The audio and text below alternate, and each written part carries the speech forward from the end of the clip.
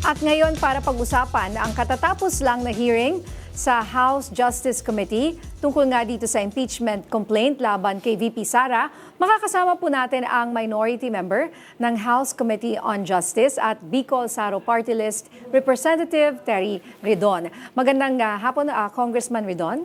Magandang hapon, maraming salamat sa pag-imbita. Okay. So siguro lang to refresh lang para sa ating mga kababayan, bakit ba meron pang ganitong tinatawag na quote-unquote mini-trial etong kay VP Sara, kay dating kay Pangulong Marcos walang ganito? Well, walang hearing proper or clarificatory hearing or yung tinatawag na mini-trial kasi hindi naman umabot yung kay Pangulong Bongbong Marcos, no, sa sufficiency in substance, tapos na po yun So ngayon, ito po, yung kay Pangalawang Pangulo Duterte, ito na ho yung pinag-uusapan natin. So, lahat po ng mga ebidensya, lahat ng mga dokumento, lahat po ng mga witnesses, isasalang na po dito po sa hearing proper, clarificatory hearing po ng ating pong komite. Kala ko kasi after sufficiency in form and substance, yun na yun Meron pa palang ganito. Oo. Well, kasama po ito doon sa mga, ano po talaga, mga listahan, no, ng mga steps na ginagawa po ng ating komite para linawin po yung mga sinasakdal po laban sa atin pong pangalawang pangulo. Actually, form, substance, grounds, and then hearing proper na po yung pinag-usapan. Yung hearing proper, happens where? Ito na. This is the eto hearing na. proper that we are talking about. So pare-pareho lang po yan. Hearing proper, clarificatory hearing, mini-trial. Kaya ako binabanggit ng ilan sa mga kinatawan yung mini-trial to make a distinction between the full-blown trial which is the Senate. in the Senate.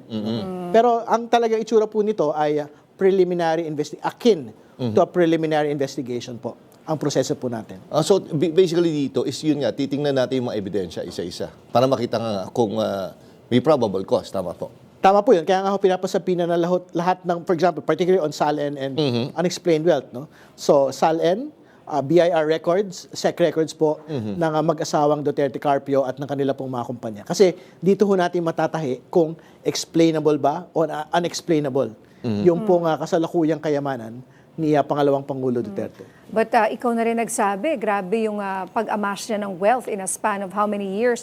1,000%. So it's yun pa lang, parang paano nangyari yun? Well, sa totoo lang naman mahabang panahon po yung 17 years, no? From 07 to 2024. No? Pero kailangan po kasing ibangga yung 88 million na net worth ng 2024 doon sa cumulative salary po niya from 07 to 2024 as Vice Mayor, Mayor, and Vice President. Mga 30 to 40 million lang po kasi yun. So may kailangan pong ipaliwanag na 50 million na gap between cumulative salary and yung pong net worth as stated in the 2024 SALN. Pero sir, since ano pa lang to, parang clarificatory hearing pa lang, hindi naman required na pumunta yung camp ni VP Sara? Or ano po ba yan? Well, lagi pong may imbitasyon sa atin pong Pangalawang Pangulo dahil meron ho talaga silang karapatan na mag-presenta po ng ebidensya during this stage of the proceedings. Pero kanina sinasabi ni Congressman Rufus Rodriguez na dapat nandun dahil nga daw parang yung sa due process, part ng Saka due sabi process. niya may fishing expedition daw kayo. Yung paghingi sa mga ibang dokumento.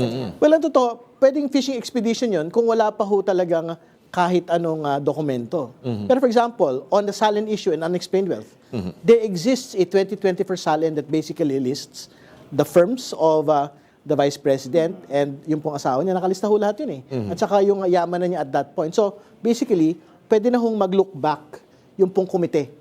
Doon po sa mga previous po niyang mga submissions from 2007. So, hindi ho totoo na this is a fishing expedition. Kasi alam na ho natin kung nasaan yung mga isda. Kailangan na lang ho nating hanapin talaga. Yun nga What about bank accounts? Kasama ba yan? At this point, hindi pa ho talaga sinasabpina. Ito pong bank accounts. No? We are focusing on yung pong mga naka-deposito po sa mga gobyerno ng mga records. No? So, kaya BIR, SEC, at iba pang mga ahensya yung talaga hinihingan po natin ng mga dokumento. Kasi pagka bank accounts, ang kausap na ho natin dyan, Anti-Money Laundering Council at yung po mga bangko mismo. So, I think naman po, if we can get information from the BIR and the SEC, kasi sa SEC po yung financial statements So, kung maibangga ho natin yung pagkakaluwal po nung 50 million gap, o di, wala nang problema. ang atin pong pangalawang Pangulo. Kung may papaliwanag, bakit ganun? But what's stopping you from asking for these bank accounts? Kasi people are demand to know kasi sa dami na nga nang lumabas. Ba't di pa isama na lang ito? Well, I think it's just a timing issue at this point. Kasi, syempre, marami na rin ho talagang mga dokumento na sinampina today, no? So, kailangan hong himayin din kahit ITR over the course of several years yun. Yung pong SEC, ang daming mga kumpanyang binanggit kanina.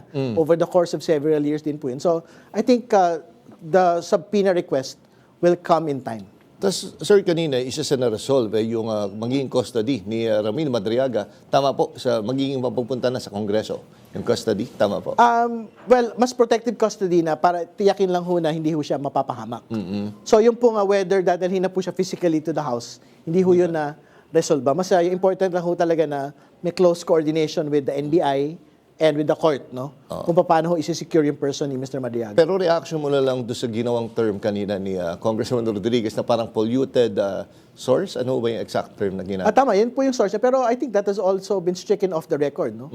So basically, it doesn't exist what he said. Oh, Kasi pero- nga, parang out of order po talaga yung pagle-label po sa isang witness resource person na polluted source. Although natanggal nga sa records yun, pero of course, narinig na ng maraming tao. Sir, pero sir, kunyari, ganito, may kaso siya na presently, does that make him less credible dahil may kaso siya? Hindi naman. Hindi, syempre, talaga hong we will have to look at his credibility. Hindi naman natin sinasabi na gospel truth na ho yung sinasabi nito pong taong ito. But similar to the other investigations in Congress, alam ba, in the flood control investigations, hindi naman ho mga santo yung mga tao ron eh.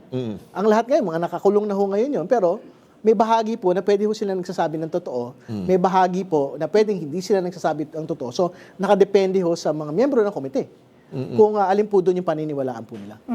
Tapos itong pagsapina ninyo sa kanyang or sa kanyang spokesperson na si Attorney Michael Poa. O sinapinan niyo siya. At bakit uli? Well, syempre, relevant po siya bilang high-level na empleyado. Opisyal pa nga sa OVP tsaka sa Department of Education. So, I think marami ho siyang pwedeng sabihin relating to confidential funds, no? Kasi isa ho yan doon sa mga grounds po ng impeachment, yung pong misuse po ng paggamit po nito. Both sa DepEd at sa OVP. Pero Kasi sabi niya, nagulat daw siya na siya ay sinasapina. And baka tulad ng kanyang amo, no? Baka hindi rin siya sumipot. Well, nagsabi naman ho siya kanina na bukas siya na magpakita dahil doon naman sa previous proceedings, sa Good Government Committee nagpakita siya. So, I think we can expect that he will attend and be present pagka ho dininig na ho yung bahagi niya. Pero sir, hindi na siya pwede maging part ng legal team. We will see. Kasi syempre may mga continuing objections pa rin po yung members, no? Kasi kailangan natin malaman whether or not he will raise the question of the issue ng pong client confidentiality when he sits there as a resource person. Okay, and finally, hanggang kailan ba to ang hearing na to? And kailan natin ine-expect na kapag ito ay nagtuloy-tuloy na, no? Na ito ay maipapasa na sa Senado for the impeachment? Pagkatapos po ng mahal na araw, meron na ulit na mga pagdinig, no?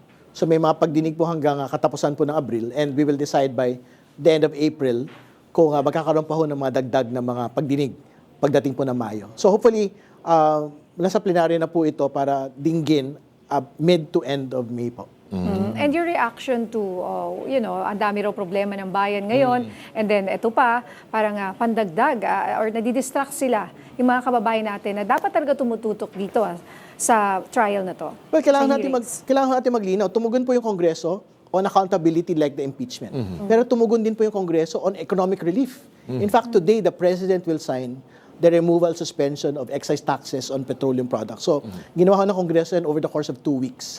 At pagka na-implement po ito, mga 10 piso per liter yung pinag-usapan po nating matatanggal. Kaya hindi totoo na puro impeachment lang ho yung inatupag ng Kongreso. Alright. Maraming salamat, Congressman Terry Ridon. Maraming salamat. Salamat po.